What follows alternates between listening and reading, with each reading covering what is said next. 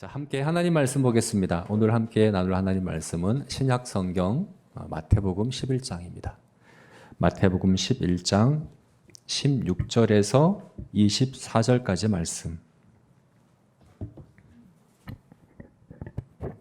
마태복음 11장 16절에서 24절까지 말씀. 우리 한 절씩 교독하시고 마지막 24절은 한 목소리로 읽도록 하겠습니다. 이 세대를 무엇으로 비유할까? 비유하건대 아이들이 장터에 앉아 제 동물을 불러 이르되 우리가 너희를 향하여 피리를 불어도 너희가 춤추지 않고 우리가 슬피 울어도 너희가 가슴을 치지 아니하였다 함과 같도다. 요한이 와서 먹지도 않고 마시지도 아니하매 그들이 말하기를 귀신이 들렸다 하더니 인자가 와서 먹고 마시매 말하기를 보라 먹기를 탐하고 포도주를 즐기는 사람이 죄인의 친구로다 하니 지혜는 그 행한 일로 인하여 옳다함을 얻느니라.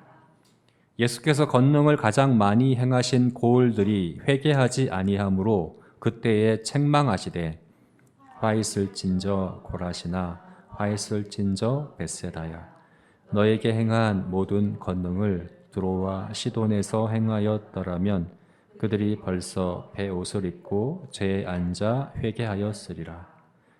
내가 너희에게 이르노니 심판날에 두로와 시돈이 너희보다 견디기 쉬우리라. 가버나움아 내가 하늘에까지 높아지겠느냐 음부에까지 낮아지리라. 내가 행한 모든 권능을 소돔에서 행하였더라면 그 성이 오늘까지 있었으리라. 같이 읽겠습니다. 내가 너희에게 이르노니 심판날에 소돔이 너보다 견디기 쉬우리라 하시니라. 아멘. 네, 우리 지난주에는 지난주 본문에서는 예수님께서 천국은 침노를 당하나니 침노하는 자는 빼앗느니라 이렇게 말씀하신 그 말씀의 의미에 대해서 함께 나눴습니다. 침노라는 이 단어는 침입할 침자에 노략질할 노자, 그러니까 문자적인 의미가 침입하여 노략질한다, 빼앗는다 하는 그런 의미인데, 그럼 이것은 무슨 의미입니까? 이것은 천국을 얻는 방법에 대한 말씀이 아닙니다. 천국에 들어가는 것을 이렇게 해야 된다 하는 것이 아니라 천국을 얻는 사람의 태도, 천국을 얻는 사람의 모습이 어떠한가를 표현한 말이죠. 그죠? 여러분, 천국을 우리가 얻을 때, 천국에 들어갈 때는 노략질하는 것처럼 침노하는 자로 빼앗고 그렇게 하는 거 아닙니다. 여러분, 천국은 힘이 세다고 들어가는 것 아닙니다. 돈이 많다고 들어가는 것 아닙니다. 심지어 믿음이 크다고 들어가는 것도 아닙니다. 여러분, 우리 믿음 때문에 천국에 들어가는 거 아닙니다. 믿음을 통하여 들어가는 겁니다. 제가 여러 번 계속해서 강조해서 말씀드렸듯이 믿음은 우리가 구원받는 이유가 될 수 없습니다. 구원받는 수단인 거죠. 하나님은 값없는 선물로, 조건 없는 선물로 구원을 우리에게 주시되, 그렇게 주실 때 그것을 받는 손과 같은 역할을 하는 것이 바로 믿음이죠. 그래서 믿음을 가리켜서 거린의 손과 같다라고 이렇게 이야기하는 겁니다. 여러분, 우리는 왜 구원받습니까? 우리는 어떻게 천국에 들어갑니까? 오직 한 가지 이유밖에 없습니다. 하나님의 사랑 때문입니다. 우리를 영원전부터 아셨고, 그죠? 우리가 믿기 전이 아니라 우리가 태어나기 전이 아니라 온 세상이 창조되기 전부터 우리 각자를 아셨고 사랑하셨고 택하셨습니다. 그 아들 예수님을 이 땅에 보내실 때, 십자가에 달려 죽게 하실 때에도 그냥 아무나 믿는 사람 구원받아라 이런 마음으로 하신 게 아니라 우리 각자의 이름을 지명하시고 지목하셔서 너를 위하여, 누구를 위하여, 아무개를 위하여 내 아들을 보내고 십자가에 못 박혀 죽게 하노라 하는 그런 이제 하나님의 특별한 사랑으로 죽게 하셨고, 우리 각자가 하나님께서 보내신 전도자들을 통하여 복음을 듣게 하시고, 또 사실 그 전에 또 어떤 성도들을 통하여 우리 각자를 위해 오랜 기간 기도하게 하셔서, 그리고 그 복음을 들을 때 우리가 믿을 수 있도록 우리 안에 믿음을 선물로 주셔가지고 우리는 천국에 들어가게 된 겁니다. 내 힘으로 구원받았다. 내가 열심히 노력해서 내가 마치 침노하는 자처럼 적극적으로 내가 천국을 달려들어 빼앗아서 내가 천국 들어갔다 이야기할 수 있는 사람은 없습니다. 그렇죠? 그래서 이것은 천국에 들어가는 방법에 대한 게 아닙니다. 그럼 뭡니까? 천국을 받는 사람, 값없는 선물로 받는 사람의 모습이 어떠한가에 대해서 이야기하는 겁니다. 마치 침노하는 자처럼 천국을 받아들입니다. 왜 그렇습니까? 너무나도 귀하기 때문에 그렇습니다. 너무나도 귀한 값진 보물이기 때문에 그렇습니다. 여러분, 우리가 길거리에 가다가 어떤 너무나도 값진 보물을 주었습니다. 공짜로 얻었습니다. 그럼 이것을 아무데나 막 팽겨쳐 두겠습니까? 어차피 공짜로 받은 거니까, 어차피 공짜로 얻은 거니까 집안 아무데나 막 그냥 두겠습니까? 그럴 수 없습니다. 너무나도 값진 보물이기 때문에 그렇게 할 수가 없는 거죠. 침노하는 자처럼 그것을 귀히 여기는 거죠. 감사히 여기는 거죠. 적극적으로 그것을 취하는 거죠. 마치 밭에 감춰진 보물을 발견한 사람처럼 저기 전 재산을 팔아서 그 밭을 기쁨으로 사느니라. 마치 빼앗는 것처럼 사죠. 그죠? 너무나도 귀하기 때문에 그러하다는 겁니다. 여러분, 그래서 정말 천국 백성은 이 천국을 대하는 태도가 어떻습니까? 값싸게 대하고 하찮게 대할 수가 없는 거죠. 정말 이 가치를 아는 사람이 그렇게 대할 수가 없는 거죠. 침노하는 자처럼 천국을 귀하게 여기는 그런 모습이 그냥 보여야 되는 것입니다. 저는 여러분, 우리가 특히나 믿지 않는 우리 이웃들에게 천국을 그렇게 보여야 된다고 분명히 이렇게 믿습니다. 우리를 보고 정말 천국은 귀한 거구나, 정말 값진 거구나, 이렇게 정말 여길 수 있어야 됩니다. 우리가 왜 백화점이나 어떤 그 마트에 가서 갑자기 사람들이 막 뛰어갑니다. 그래서 막 뭘 삽니다. 나는 근데 뭔지도 모르는데 막 같이 뛰어가서 뭔데 그래? 그래서 같이 줄을 서서 삽니다. 왜요? 모든 사람이 다 그렇게 목숨 걸고 서로 빼앗으려고 그렇게 막 하는 걸 보니까 뭔가 귀한 게 맞거든요. 그래서 얻고 봤더니 정말 귀하구나. 여러분, 이렇게 하는 겁니다. 누가 처음부터 천국이 귀한 줄 알고 천국을 그렇게 열심히 찾고 그렇게 보물로 여기겠습니다. 그렇게 여기겠습니까? 모르거든요. 믿지 않는 분들은 천국이 귀한 줄 모릅니다. 아무리 설명해줘도 모릅니다. 근데 믿는 우리들이 천국을 대하는 태도를 볼 때 정말 귀한 거구나. 이건 정말 내가 놓치면 안 되는 거구나. 가서 빼앗아야 되겠다 하는 마음으로 그렇게 달려들어야 되는 거죠. 그래서 이것이 전도의 접촉점이 되는 거죠. 우리 오늘 찬양한 찬양 중에서 첫 번째 곡이 어떤 곡인지 여러분 아세요? 그 곡을 누가 작사했는지 아세요? 잘 모르시죠? 우리 윤정 선교의 최윤정 자매님이 그 교통사고로 어려서 이제 8살 때 이제 천국에 갔죠. 그때 쓴 시예요. 그 어린 나이에 쓴 시예요. 그 윤정선교의 최윤정 자매님이나 또 우리 최창결 장로님과 현경욱 권사님이 40여 년 동안 윤정선교회를 해오신 그 사역들을 보면 침노하는 자죠. 천국을 침노하는 사람의 그런 모습이죠. 그래서 그 열매가 많은 것 아닙니까? 그걸 보고 정말 귀한 거구나. 천국은 정말 귀한 거구나. 정말 전 재산과 자기 전 삶을 다 드려도 될 만한 그런 귀하고 가치 있는 것이구나. 그 모습을 보고 그렇게 사람들이 천국을 받아들이고 또 귀하게 여기고 따르고 그렇게 복음이 전파되는 것 아니겠습니까? 여러분, 우리가 마땅히 그래야 하는 겁니다. 이건 정말 심각한 문제로 우리가 받아들여야 되는데요. 왜냐하면 여러분, 우리가 누구에게 선물을 준다고 생각해 보세요. 내가 어떤 귀한 선물을 정말 정성껏 준비해서 누구에게 줬는데 그 사람이 그걸 받아가지고 고마워, 거기다 두고 가 그러고 그냥 내팽겨치고 쳐다도 안 보고 다음에 갔더니 그냥 그대로 있는 거야. 포장도 안 뜯고 그대로 있고. 얼마나 마음이 상하겠습니까, 우리가? 그죠? 우리도 그런데 근데 여러분, 하나님께서 이것을 값없이 주셨다고 해서 그냥 값싸게 주신 게 아니거든요. 하나님은 사실 우리에게 이 선물을 주시고자 어떤 대가를 치르셨습니까? 자기 아들을 이 땅에 보내셔서 십자가에 죽게 하시는, 사실은 하나님 모든 것을 다 주신 거예요. 다 거신 거예요.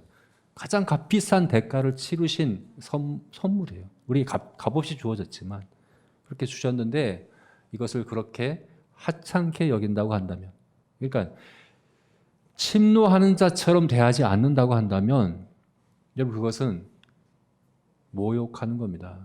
히브리서에서 뭐라고 그랬습니까? 그 아들 현저히 욕보이는 것이라고 이렇게 성경이 말씀하고 있는 거죠. 욕보이는 것이다. 모욕하는 것이다. 너무나도 무례한 것이다. 라고 이야기하고 있는 것입니다.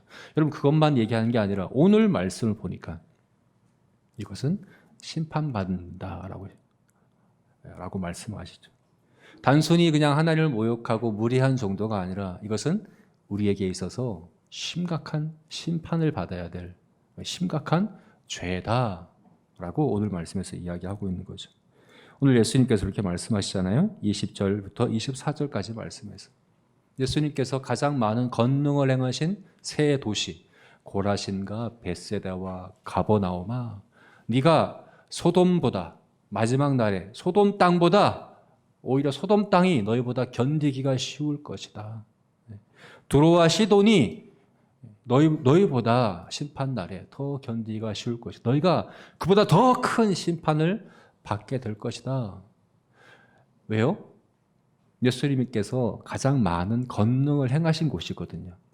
그 말은 예수님의 은혜가 가장 많이 베풀어진 곳이거든요. 여러분, 은혜가 많을수록, 베푸신 것이 많을수록, 하나님께서 보여주신 것이 많을수록 심판도 큽니다. 왜 그럴까요?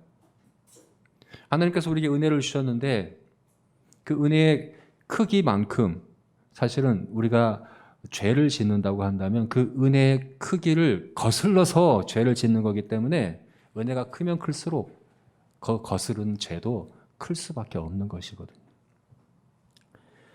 그래서 하나님께서 우리에게 주신 그 선물이 얼마나 큰 대가와 얼마나 큰 하나님의 값진 그런 희생으로 되어졌느냐는 우리가 받아야 될 심판의 크기이기도 하다는 겁니다. 그래서 여러분, 천국을 대하는 우리의 태도는 너무나도 중요합니다. 침노하는 자처럼, 너무나도 값진 보물과 보화처럼 그렇게 여기며 천국을 받아들여야 합니다. 우리 주님을 그렇게 믿고 따라야 하는 것입니다. 그런데 여러분, 오늘 말씀을 보니까 예수님의 그 시대의 사람들이 천국을 그렇게 받아들이지 않은 거예요. 그 시대 사람들이. 그래서 오늘 본문 16절 말씀이 그렇게 시작하는 거죠. 이 세대를 무엇에 비유할까? 이 세대란 예수님 당시에 그 예수님을 직접 만나고 뵙고 예수님 말씀을 직접 듣고 예수님이 주시는 그 천국을 직접적으로 제안받고 했던 바로 봤던 그 사람들, 그 세대를 예수님께서는 비유를 통해서 그 사람들이 얼마나 이 값진 천국을 하찮게 여기고 오히려 배척하고 거부하고 있는지를 비유를 통해서 설명하시는 거예요. 어떤 비유를 드십니까? 16절 말씀, 17절까지의 말씀 우리 함께 읽어볼까요? 16, 17절 말씀 같이 읽어보겠습니다. 이 세대를 무엇으로 비유할까? 비유하건대 아이들이 장터에 앉아 제 동물을 불러 이르되 우리가 너희를 향하여 피리를 불어도 너희가 춤추지 않고 우리가 슬피 울어도 너희가 가슴을 치지 아니하였다 함과 같도다. 어떻게 비유를 하는가? 당시에 아이들이 장터에서 하는 놀이들 두 가지를 예수님께서 예를 들고 있죠. 하나는 결혼식이고 다른 하나는 장례식입니다. 무슨 아이들이 결혼식 놀이를 하고 장례식 놀이를 할까? 우리가 이렇게 생각할 수 있지만 당시에는 여러분 가장 큰 행사가 뭘까요? 이제 동네에서 도시에서 가장 큰 행사는 결혼식과 장례식인 거죠. 특별히 결혼식은요. 이스라엘에 있어서 결혼식은 일주일 동안 행해집니다. 그러니까 온 마을의 축제입니다. 온 마을이 함께 기뻐하고 함께 즐거워하고 함께 축하하고 일주일 동안 마음껏 먹고 마시고 누리고 춤추고 하는 그것이 바로 이제 결혼식인 거죠. 그리고 장례식, 결혼식과 장례식은 가장 큰 온 마을의 행사인 거죠. 아이들이 그것을 보고 자기들이 놀 때, 놀이할 때도 바로 결혼식 놀이를 하고 장례식 놀이를 하는 거죠. 아마도 역할 놀이를 하겠죠? 예. 너는 신랑해, 나는 신부할게. 너는 주례를 하고, 너는 피리를 불고, 너는 춤추는 사람 역할을 해. 이렇게 놀이를 하겠죠. 그죠? 그런데, 그렇게 하는데, 피리를 불어도 춤추지 않는 거죠. 그렇게 역할을 나눠서 하는데, 난 싫어. 난 안 할래. 난 안 해. 안 해, 나는. 이렇게 하는 아이가 있다는 거죠. 예수님께 그렇게 말씀하실 때 실제로 그런 아이들이 거기 있었는지 모르겠어요. 하여튼 그렇게 하셨다는 거죠. 그래서, 그래? 그럼 우리 그럼 장례식 놀이 하자. 그러면 네가 시체하고, 네가 유족하고, 네가 우는 사람하고, 네가 가슴을 치는 사람하고 이렇게 역할을 나눠서 하자는 거죠. 근데 아까 그 했던 그 아이가 또다시 난 안 해. 싫어. 나 이것도 싫어. 이거 안 해. 그러면 결혼식도 안 하고 장례식도 안 하고 이것도 안 하고 저것도 안 하고 뭐 하자는 거야? 나는 싫어. 너랑은 안 할 거야. 너랑은 뭘 하자고 그래도 안 할 거야. 다 싫어. 이렇게 하는 아이와 같다는 것이 그 세대 사람들이라는 이야기입니다. 여러분, 예수님께서 일부러 대비되는 두 가지 놀이를 이렇게 말씀하신 거예요. 결혼식은 기쁨의 놀이죠. 그죠? 기쁨을 표현하는 놀이라면 장례식은 슬픔을 표현하는 노래입니다. 나는 지금 마음이 기분이 별로 안 좋아서 기쁨을 표현하는 놀이 하기 싫어. 이렇게 할 수 있거든요. 그래? 그럼 우리 장례식 놀이 하자. 이렇게 하는 거예요. 그런데 이것도 싫다는 거예요. 그리고 이 결혼식에서 춤추는 역할은 주로 남자들이 했던 역할입니다. 당시에 이스라엘에서 춤추는, 피리를 불 때 춤추는 건 남자들이 하는 겁니다. 그리고 결혼식에서 울 때 애곡하는, 애통하는 그 노래, 우는 그 역할은 여자들의 주로 역할입니다. 그래서 예수님 일부러 대비시키는 거예요. 그래? 남자 역할 하는 거 싫어? 그럼 너 여자 역할을 해. 예, 이거 싫어? 그럼 이거 해. 다 맞춰주는 거예요. 이거 해봐. 그래? 이게 싫으면 이거 해. 근데 다 싫다는 거예요.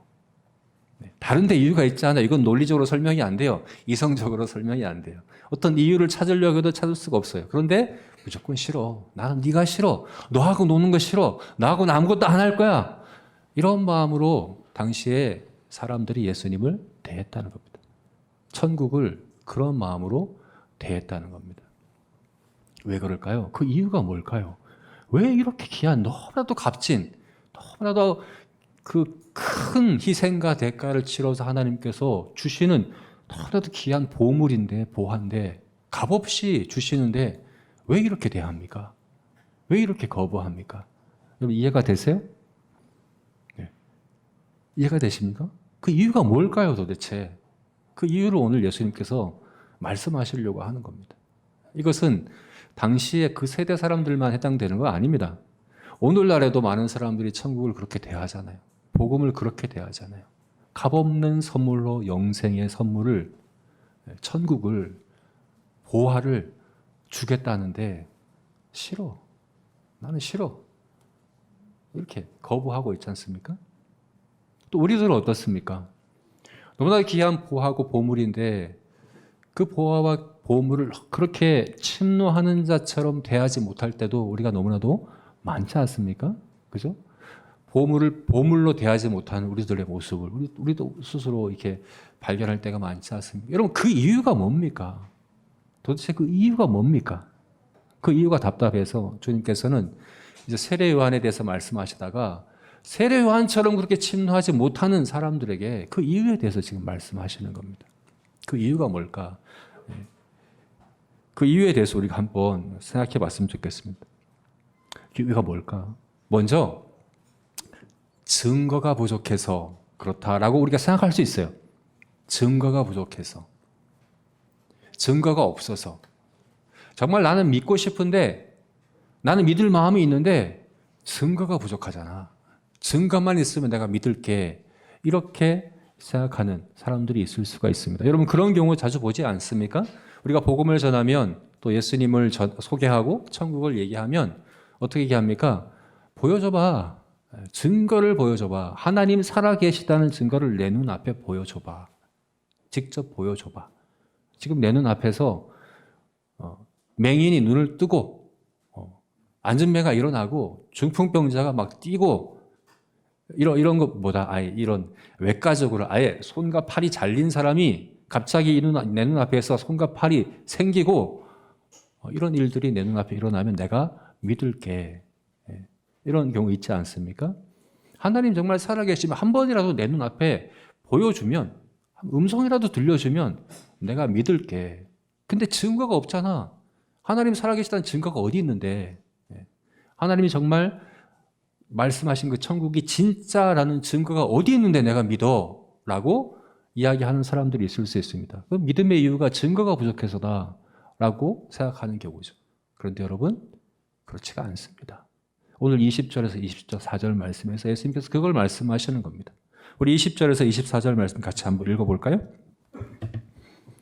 읽겠습니다. 예수께서 권능을 가장 많이 행하신 고을들이 회개하지 아니하므로 그때에 책망하시되 화 있을진저 고라시나 화 있을진저 벳세다야 너희에게 행한 모든 권능을 두로와 시돈에서 행하였더라면 그들이 벌써 베옷을 입고 재에 앉아 회개하였으리라. 내가 너희에게 이르노니 심판날에 두로와 시돈이 너희보다 견디기 쉬우리라. 가버나움아 내가 하늘에까지 높아지겠느냐 음부에까지 낮아지리라. 내가 행한 모든 권능을 소돔에서 행하였더라면 그 성이 오늘까지 있었으리라. 내가 너희에게 이르노니 심판날에 소돔 땅이 너보다 견디기 쉬우리라 하시니라. 여러분 지금 세 도시를 이야기하시는데 고라신, 벳세다, 가버나움은 예수님께 고향과 같은 곳입니다. 나사렛 근처에 있는 도시들이고 예수님이 갈릴리 지역을 사역하실 때 그 주된 무대로 활동하신 지역들입니다. 그래서 이 도시에서는 예수님이 권능을 가장 많이 행하셨다라고 이야기를 하는 겁니다. 요한복음 마지막 말씀이 어떻게 끝나는가 하면 예수님이 행하신 모든 일들을 책으로 기록하려고 하면 그 책을 이 세상도 다 보관할 수 없을 것이다. 그만큼 예수님이 행하신 일들이 많다라고 말씀하셨는데 그렇다면 그 중에서 가장 많이 행하신 세 도시에서는 얼마나 많이 행하셨겠습니까? 그래서 얼마나 많은 권능을 그들 앞에서 행하셨겠습니까? 병자를 고치시고 온갖 병자를 고치시고 사실 이 벳세다는 예수님이 오병이어 기적을 행하신 곳이거든요. 오병이어가 벳세다에서 행하십니다. 오병이어의 기적을 행하시고 무리를 걸으시고 온갖 기적들을 그들 앞에 다 행하시고 베푸신 거죠. 그래서 여러분 이 도시들은 핑계할 수 없습니다. 증거를 보여봐. 증거를 보이면 내가 믿을게. 내가 못 믿는 거는 증거가 없어서 그래. 내 눈앞에 정말 하나님이 살아계시다는 천국이 너무나도 값진 보물이라는 증거를 내 눈앞에 보여봐. 그 증거가 없어서 그거 부족해서 난 못 믿는 거야 라고 핑계할 수 없는 세 도시가 바로 이들이라는 거죠. 여러분 맞습니다. 여러분 우리가 그렇게 오해할 수 있습니다. 증거만 있으면 내가 믿을 수 있어. 증거만 있으면 나는 믿을 거야. 여러분 그런데 그런 게 아닙니다. 그렇지가 않습니다. 그 이스라엘 광야에서의 백성, 이스라엘 40년 광야 이스라엘 백성들을 한번 생각해 보십시오. 그들이 얼마나 큰 증거들을 목격한 사람들입니까? 애굽에서 하나님이 10가지 재앙을 그들 앞에서 보이셨어요. 그들을 이끌고 홍해를 가르시고 홍해를 건너게 하셨어요. 그들에게 아침마다 날마다 만나를 내려주셨어요. 매출하기도 주셨어요. 눈을 뜨면 앞에 불기둥이 있고 구름 기둥이 있게 하셨어요. 옷과 신발이 40년 동안 헤어지지도 않게 하셨어요. 사실 그들에게는 기적이 일상이었던 거죠. 그냥 날마다 기적을 경험하면서 살았던 거죠. 그런데 그들 중에 가나안 땅에 들어간 사람은 단 2사람밖에 없습니다. 60만 3천 명이 넘는 사람 중에 단 2사람, 여호수아와 갈렙만 들어갔습니다. 여러분 우리가 증거가 없어서 못 믿는 것 아닙니다. 증거가 없어서 못 믿는 것 절대로 아닙니다. 증거가 있어도 안 믿는 겁니다. 사실은 성경에 로마서에서 뭐라고 말씀하십니까? 하나님을 알 만한 것들을 이미 모든 피조물 가운데 밝히 보였다. 사실 증거를 찾고자 한다면 증거는 넘치고도 넘친다. 증거를 찾으려면 정말 어디서든지 찾을 수 있도록 다 이렇게 온 피조물 가운데 다 보여주셨다. 숨겨놓지 않았다라고 말씀해요. 그래서 성경은요, 하나님에 대해서 증명하려고 하지 않아요. 성경은 하나님이 계시다, 하나님 살아계신다 이런 거 증명할 마음이 없어요. 그냥 태초에 하나님이 천지를 창조하셨다, 하나님이 계신다는 걸 전제하고서 말씀해요. 왜요? 하나님에 대한 증거는 이미 자연 만물에 다 말씀하셨기 때문에 정말 찾고자 하는 마음만 있으면 얼마든지 찾을 수 있기 때문에 증거는 더 이상 제시할 필요가 없다는 거거든요. 여러분, 어떤 경우는 정말 증거가 필요한 경우도 있어요. 정말 정보가 부족해서, 증거가 부족해서 못 믿는 경우도 있을 수 있어요. 그 경우가 바로 세례 요한이죠. 세례 요한에게는 정보가 부족했습니다. 하나님 나라에 대한 지식이 부족했습니다. 예수님이 초림과 재림 두 번 오신다는 걸 몰랐어요. 그래서 의심이 들었어요. 오실 그이가 당신입니까? 여러분, 이건 정말 증거를 찾는 마음이에요. 믿고자 하는 마음이에요. 여러분, 이렇게 믿고자 하는 마음으로 증거를 찾는 사람들에게 하나님은 증거를 보여주십니다. 증거는 얼마든지 있습니다. 그래서 여러분, 천국을 침노하는 자의 모습이 이렇게 증거를 찾는 거라고 그랬죠. 그죠?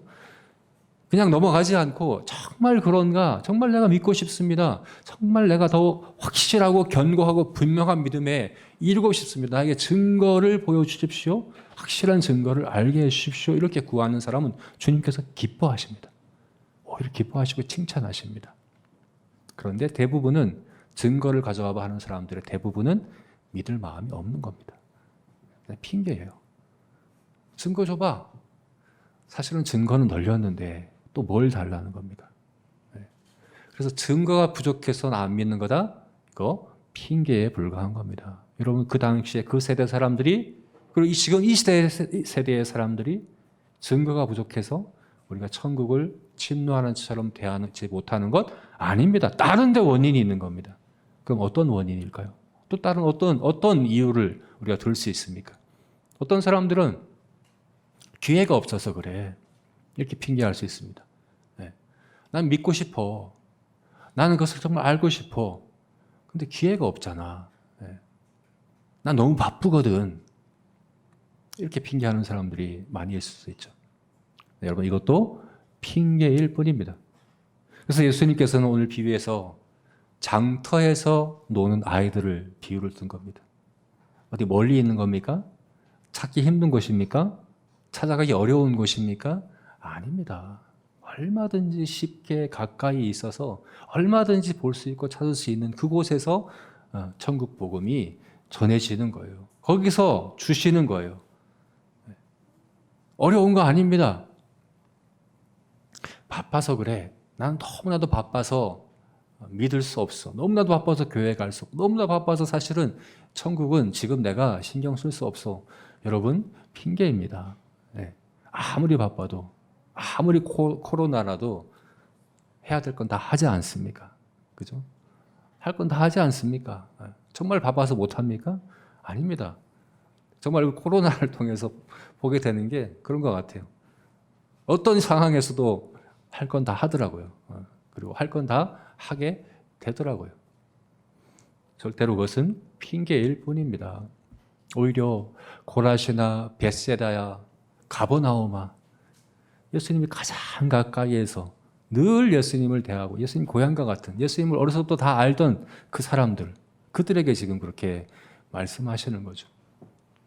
세례 요한에 대해서 예수님께서 여자가 낳은 자 중에 가장 큰 자다. 그런데 천국에서는 지극히 작은 자라도 세례 요한보다 크다. 이게 무슨 말입니까? 세례 요한은 가장 위대한 사람 중에서 가장 위대한 사람인데 천국에서는 우리들은, 천국에 속한 우리들은 작은 자, 가장 작은 자도 세례 요한보다 크다. 이게 무슨 말입니까? 이것은 천국의 계시에 있어서 그렇다는 거거든요. 천국에 대한 복음에 대한 계시에 있어서 그렇다는 얘기입니다. 여러분, 세례 요한이 사람 중에 가장 위대한 사람입니까? 가장 힘센 사람입니까? 삼삼보다 더 힘센 사람입니까? 아니죠. 그죠? 이사야보다 더 위대한 예언자입니까? 아닙니다. 모세보다 더 뛰어난 지도자입니까? 아닙니다. 각자의 영역에서는 더 위대한 사람이 많을 수 있습니다. 그런데 모든 사람 중에서 가장 위대한 사람이 세례 요한이라 하는 것은 가장 예수님 바로 앞에 나온 선지자로서 예수님을 직접 목격하고 예수님을 직접 증거하는 예수님과 천국에 대한 계시에 있어서 가장 탁월한 사람이 세례 요한이었다는 얘기거든요. 그런데 지금 신약 시대를 살아간 우리들에게는 아무리 작은 자라도 세례 요한보다는 더 많이 압니다. 천국에 대해서, 복음에 대해서. 그만큼 우리에게는 더 많은 기회가 있다는 겁니다. 얼마든지 기회가 있다는 겁니다. 세례 요한이 길을 쓰고 알려고 해도 알지 못했던 것들이 우리에게는 너무나도 쉽게 알 수 있도록 다 기회가 열려져 있다는 얘기입니다. 그런 시대를 우리가 살고 있다는 겁니다. 기회가 없어서 못 믿는다고요? 너무 바빠서 못 믿는다고요? 아닙니다. 그렇지가 않습니다.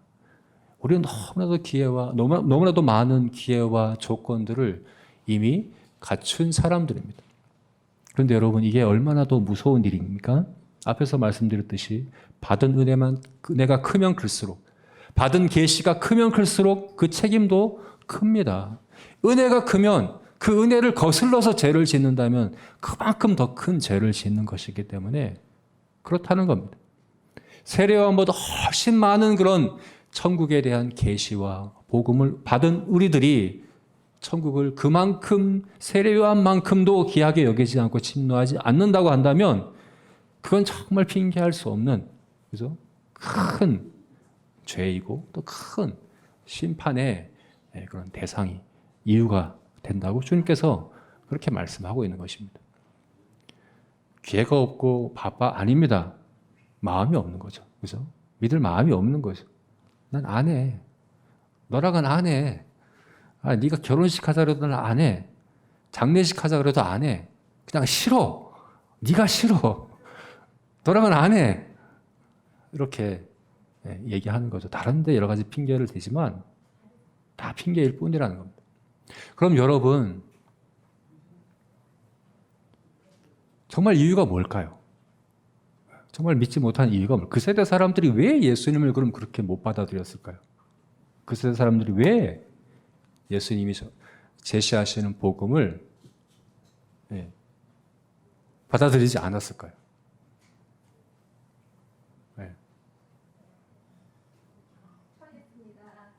네.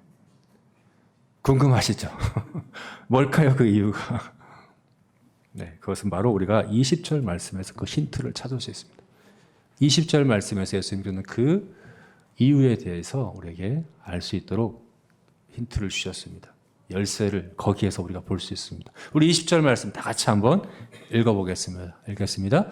예수께서 권능을 가장 많이 행하신 고을들이 회개하지 아니하므로 그때에 책망하시되. 여러분, 여기서 예수님께서 특별히 회개하지 아니하므로 라고 말씀하셨어요. 믿지 아니하므로가 아닙니다. 회개하지 아니하므로. 권능을 많이 베푸셨는데, 권능을 가장 많이 베푸셨는데 그들이 어떻게 안 했다고요? 회개하지 않았다고. 믿지 않아서가 아닙니다. 믿지 않았다라고 얘기하지 않습니다. 회개하지 않아서 그랬다라고 말씀하고 있습니다. 예수께서 여기서 말씀하신 그것이 무엇입니까? 그들이 왜 천국의 복음을, 또 예수님을 그렇게 마치 장터에서 놀이할 때 난 싫어, 다 싫어 이렇게 이야기하는 아이들처럼 거부하고 그렇게 배척했던 그 이유가 뭡니까? 증거가 없어서도 아니고 기회가 없어서도 아니고 뭡니까? 회개하기 싫어서 그런 겁니다. 결국 마음의 죄의 문제라는 겁니다. 마음의 죄 때문이라는 겁니다. 결국은 믿기 싫은 게 아닙니다.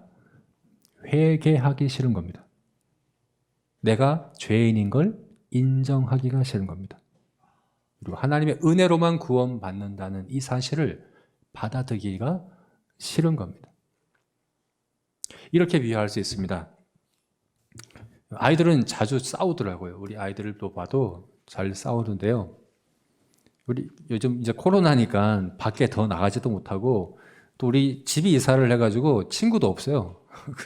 그러니까 놀 사람은 그 집안에 있는 그 삼형제 삼남매 밖에 없습니다. 근데 기쁨이는 이제 고등학생이고 하니까 이제 동생들하고 같이 놀아줄 나이는 좀 지났고 또 놀더라도 싸울 나이도 좀 지났죠. 물론 가끔 싸우기도 하는데요. 그래서 둘이서 주로 놉니다. 이 연우하고 우두가 주로 노는데 잘 놀아요. 근데 가보면 또 싸우고 있어요. 너 왜 싸우니? 근데 잘 놀다가 싸우고 또 싸우다가 잘 놀고 이렇게 얘기합니다. 근데 왜 싸우는가 자세히 봤더니 왜 싸울까요, 여러분? 누군지는 얘기 안 하겠는데 우리 3남매 중에 한 명이 특히나 이 경쟁심이 좀 크더라고요. 경쟁심이. 지는 걸 못 견딥니다. 같은 게임을 해도 내가 지면 안 돼. 무조건 내가 이겨야 돼. 게임을 하다가 질 수도 있잖아요. 근데 내가 지면 안 해. 그럼 이 게임 안 해. 저 게임 안 해. 안 해. 너랑은 안 해. 그렇게 해버리더라고요. 제가 설명을 하는 거죠. 은우야, 죄송합니다. 이름을 말해버렸네요. 게임은 재미있으려고 하는 게 이기려고 하는 게 아니잖아. 그죠? 재미있으려고 하는 거지. 이기려고 하는 게 아니잖아. 저도 재미있게 지면 이기는 거야. 이렇게 설명을 해주는 거죠. 요즘은 안 그럽니다. 옛날에는 좀 아주 어렸을 땐 그러는데 요즘은 안 그럽니다. 예. 이기려고 하는 게 아니라 같이 내가 지더라도 재미만 있으면 그게 바로 게임을 잘 하는 거야. 예. 같이 이렇게 뭐 윤도를 하더라도 질 수도 있고 또 재미있게 지면 그게 재미있는 거거든요. 이긴다고 상을 주는 것도 아니고 진다고 벌을 주는 것도 아닌데 그죠? 재미만 있으면 되는 건 아닙니까? 네, 그렇게 이야기를 하는데 잘 안 되는 거예요. 내가 이겨야 되는 거예요. 내가 원하는 결과가 나와야 되는 거예요. 이게 아이들 뿐이겠습니까? 여러분, 우리는 안 그렇습니까? 우리는 안 그렇습니까? 내가 원하는 결과가, 내가 원하는 방식대로, 내가 중심이 되어야 하는 거죠. 이게 바로 죄입니다. 성경이 이야기하고 있는 죄는 바로 이겁니다. 죄란 뭡니까? 하나님과 같아지려고 하는 겁니다. 아담이 하나님과 같아지려고 선악과를 먹는 거예요. 아담이 선악을 판단하는 걸 내가 하고 싶은 거예요. 하나님 역할을 내가 하고 싶은 거예요. 내가 그 역할을 하는 거예요. 하나님이 하시면 안 해. 난 안 해. 나 싫어. 내가 해야 되는데 왜? 싫어. 이렇게 하는 거죠. 내가 하나님 자리에 있고자 하는, 내가 중심이 되고자 하는, 내가 내 인생의 주인이 되고자 하는, 이것이 바로 회개하지 않는 마음이라는 거죠. 이게 바로 죄라는 거죠. 베세다에서 그런 일이 실제로 일어났죠. 오병이어 기적을 한번 보십시오. 오병이어의 기적이 일어나자 베세다에 모였던 그 사람들이 예수님을 임금 삼으려고 했죠. 임금 삼으려고 했습니다. 우리 임금이 되어 주십시오. 근데 예수님 그들의 임금 되기를 거절하셨습니다. 너희들 배를 채우려고 내가 임금이 되면 너희 배가 임금이냐? 내가 임금이냐? 여러분, 우리가 얼마든지 예수님을 임금 삼으려고 하고 예수님을 섬기려고 믿으려고 하는데 대신에 내가 중심이 돼야 돼. 내 필요를 위해서 예수님이 임금 돼야 돼. 하는 이런 그 죄. 내가 중심이 되고자 하는 자기 중심성. 내가 주인이라고, 내가 왕이라고 하는 그 마음이 바로 죄의 본질이거든요. 이 마음으로는 아무리 오병이어 기적을 10번 경험한다고 해도 믿지 못합니다. 아무리 많은 권능을 행한다고 해도 이 마음이 내려지지 않기는, 내가 내 자리에서 내가 내 주인이 되려고 하는 그 마음을 내려놓고 주님이 나의 주인이 되시고 주님이 나의 왕이 되시고 나의 임금이 되셔야 합니다라는 그런 고백이 있기 전까지는 믿을 수 없다는 거죠. 그것이 있기 전까지는 침노하는 자처럼 천국을 받아들일 수 없다는 것이죠. 그 이유가 뭐라고요? 회개하지 않아서다. 여러분, 그러므로 우리가 이 시간에 주님께서 말씀하신 바와 같이 우리에게 주신 이 값진 귀한 보물인 천국을 천국답게 누리는 자들이 되기 위해서 이렇게 했으면 좋겠습니다. 정말 회개하는 자들이 되었으면 좋겠습니다. 그럼 어떻게 회개해야 될까? 구체적으로 세 가지로 우리가 나눠서 얘기해 볼 수 있겠죠. 먼저 죄를 인정하고 고백하십시오. 내 안에 있는 죄를 인정하고 고백하십시오. 여러분, 회개 없는 믿음은 믿음 아닙니다. 회개 없는 믿음은 믿음이라고 할 수가 없습니다. 가버나움과 벳세다와 그 고라신에 살던 사람들이 정말 예수님이 행하시는 권능을 그걸 보고도 그냥 못 본 척 아무렇지도 않은 척 그렇게 했겠습니까? 오병이어 기적만 봐도 그렇지가 않잖아요. 예수님을 적극적으로 예수님이 바다 건너 물 위로 걸어가시니까 배를 타고 쫓아와 가지고 우리 임금이 되어 주십시오. 제발 우리 임금이 되어 주십시오. 이렇게 열심을 내는 거예요. 그래서 정말 뜨겁게 반응했습니다. 그게 믿음입니까? 믿음 아니라고요. 그죠? 회개가 없으면 아무리 열심히 있어도 믿음 아닙니다. 우리가 신앙적으로 아무리 열심을 내어도 아무리 많은 것들을 열심히 행한다고 하더라도 이제 우리 다음 주에 보게 되겠지만 수고하고 무거운 짐진 자들아 내게로 오라. 아무리 열심히 수고하고 아무리 많은 짐을 지고 가는 것처럼 보이더라도 그 짐이 그죠? 아무리 많은 수고가 회개와 동반되지 않는다고 한다면 그건 나를 위한 거지 결코 믿음이 아닙니다. 그거는 거부하는 겁니다. 예수님을 거부하는 겁니다.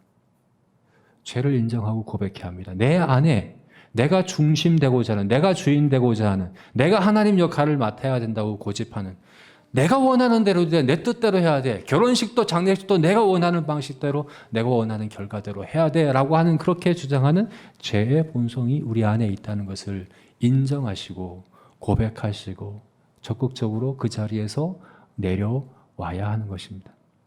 저와 여러분이 그와 같이 주님께 회개하는 자들 되시기를 주님의 이름으로 축원합니다. 두 번째로 그 은혜를 의지하십시오. 내려왔으면 그 은혜를 의지하고 가야 합니다. 여러분, 우리는 그 은혜를 인정하기 싫어하거든요. 사실 그 은혜대로 살아가는 것을 싫어합니다. 정말 싫어합니다. 이게 무슨 말일까요? 은혜를 받는 건 좋아해요. 오병이어 기적 주는 건 받는 건 좋아해요. 근데 그걸 은혜로 인정하는 걸 싫어하는 겁니다. 내가 은혜로 살아간다는 걸 싫어합니다. 왜 그렇습니까?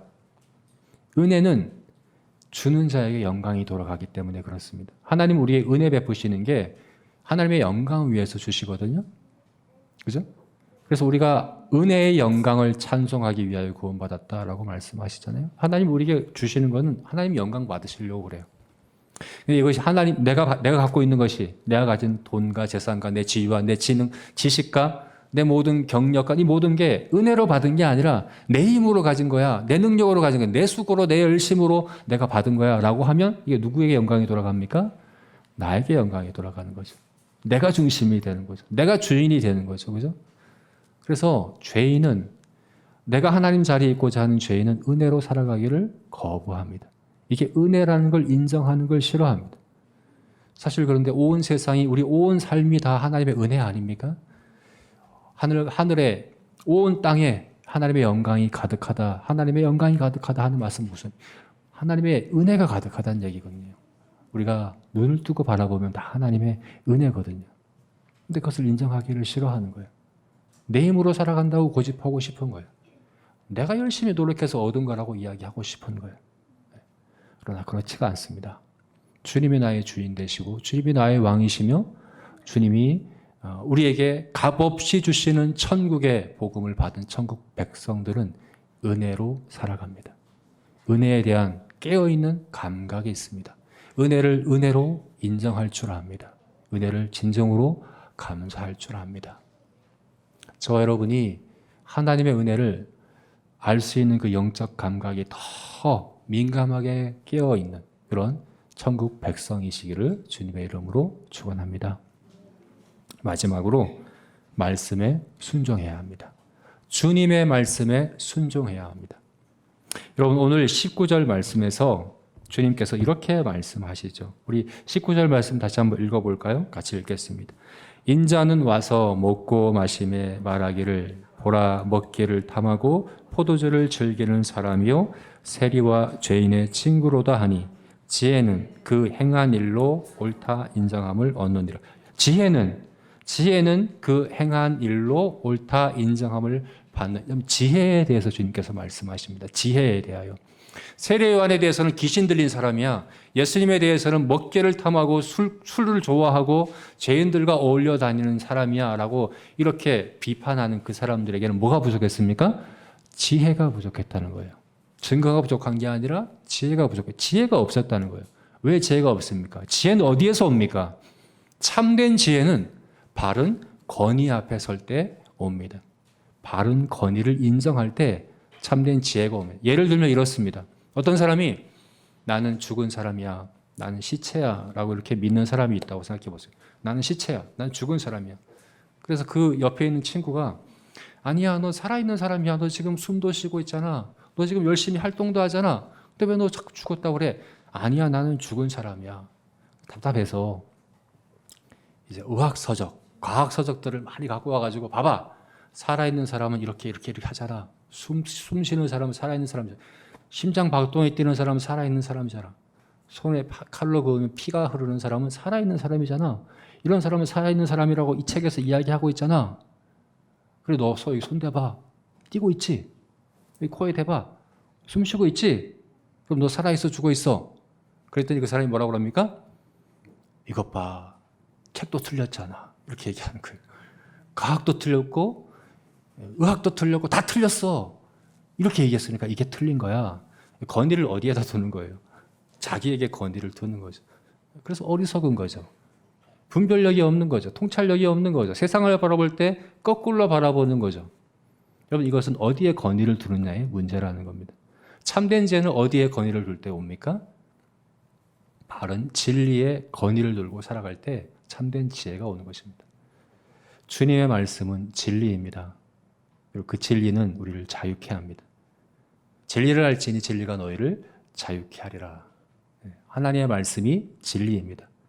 다른 그 어떤 권위보다 하나님의 말씀의 권위 아래 살아가시는 저와 여러분이 되시기를 바랍니다. 온갖 주장들과 온갖 것들이 정말 코로나 시대라서 더 많은 거. 요즘은 백신 가지고 이게 맞냐, 저게 맞냐, 백신이 맞아야 되냐, 안 맞아야 되냐. 이거 가지고 서로 막 과학자들도, 의사들도 막 근거를 대고 막 서로 싸웁니다. 네.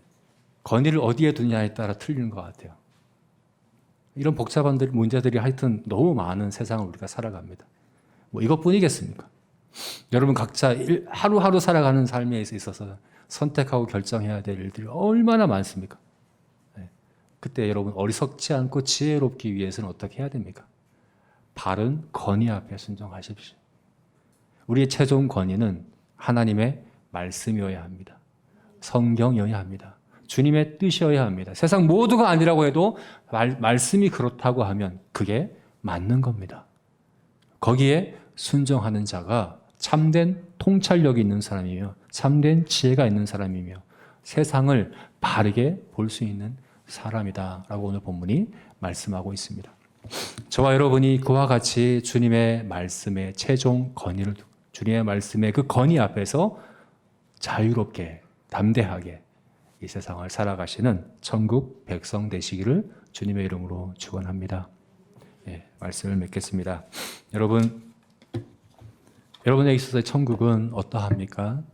여러분 침노하는 자와 같이 값없이 받은 그 천국을 침노하는 자와 같이 너무나도 값지게 대하고 있습니까? 만약 그렇지가 않다면 다른 데서 핑계하려고 하지 마십시오. 결국 회개가 없어서 그런 겁니다. 회개는 끊임없이 천국 갈 때까지 계속 되어야 하는 것이죠. 그죠? 사실 회개하는 것 자체가 침노하는 자의 모습입니다. 우리 안에 내가 주인 되고자 하는 죄성을 돌아보고 인정하고 하나님의 자리에서 내려오고 하나님의 은혜를 인정하며 고백하며 주님의 왕이심을 기억하고 또 주님의 그 말씀을 최종 권위로 믿고 날마다 그렇게 살아가시는 천국 백성으로 살아가게 되기를 주님의 이름으로 축원합니다. 같이 기도하시겠습니다.